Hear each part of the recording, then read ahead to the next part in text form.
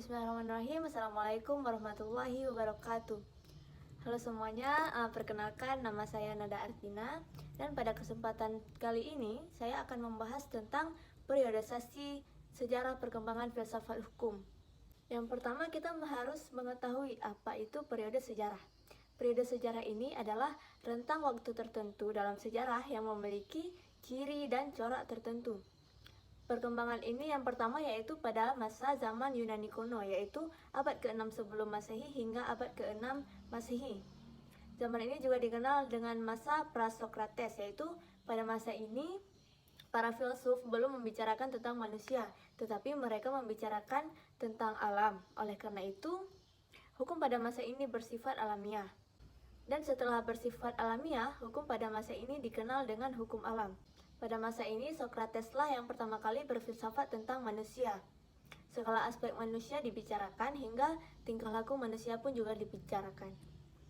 Pada masa ini juga dianggap sebagai puncak kegemilangan karena adanya kecenderungan berpikir untuk menyadari adanya tragedi kehidupan manusia serta konflik-konflik dalam kehidupan manusia.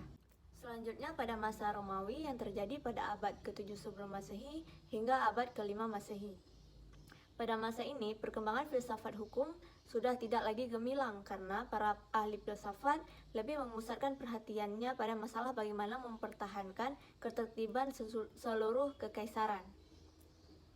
Selanjutnya yaitu abad pertengahan. Abad pertengahan ini terjadi pada abad ke-5 hingga ke-15 Masehi. Pada masa ini juga ditandai dengan masa gelap, yaitu runtuhnya Romawi dan diwarnai oleh pemikiran agama-agama Kristen. Selanjutnya ada zaman Renaissance. Zaman ini terjadi pada abad ke-14 hingga abad ke-17 Masehi. Ciri utama zaman ini adalah alam pikiran manusia tidak lagi terikat oleh ikatan-ikatan keagamaan.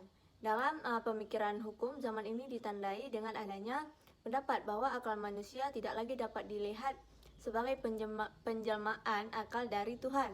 Akal manusia inilah yang merupakan sumber satu-satunya dari hukum.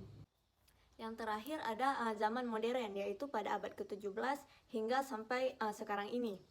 Ciri dari pemikiran hukum pada abad modern ini adalah tumbuhnya pemikiran-pemikiran hukum yang berasal dari para ahli hukum yang memiliki reputasi istimewa seperti Ripert, Kohler, dan sebagainya. Demikian paparan materi yang dapat saya jelaskan. Lebih dan kurang saya mohon maaf. Wabillahi taufiq wal hidayah. Assalamualaikum warahmatullahi wabarakatuh.